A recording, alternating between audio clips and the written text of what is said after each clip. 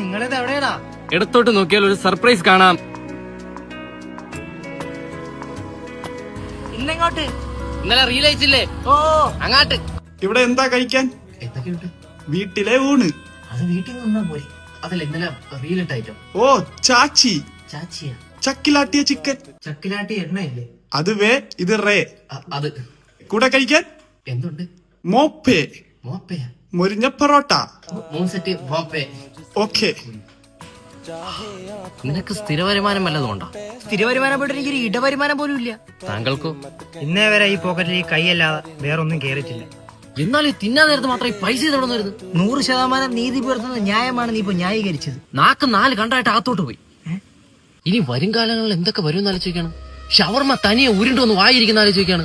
ചൂട് ബിരിയാണി കൊണ്ടൊന്ന് കമത്തിയിട്ടെ. നീ ഇപ്പൊ ഞെട്ടിയ?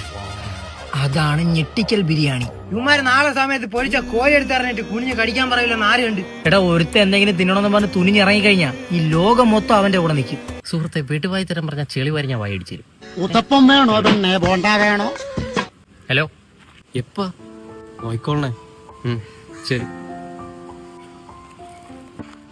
എന്തൊരു വിഷമം. ഉപ്പുപ്പാക്കൊട്ടും വയ്യാന്ന് ഹോസ്പിറ്റലിൽ കൊണ്ടുപോയി. അയ്യോ, ചെറുപ്പം പോലെ എടുത്ത് വളർത്തിയാണ്ട് പിന്നെ എത്ര ആൾ കാണുമെന്ന് അറിയാൻ പോയ. എനിക്ക് ഒറ്റ ആഗ്രഹമുള്ളൂ, ഒരു കാട്ടുപട്ടിയെ ഗ്രില്ലടിച്ച് തിന്നണം. നിങ്ങൾക്ക് വേണ്ടേ? വേണ്ടേ പറ, നമുക്ക് നീർനായാക്കാം.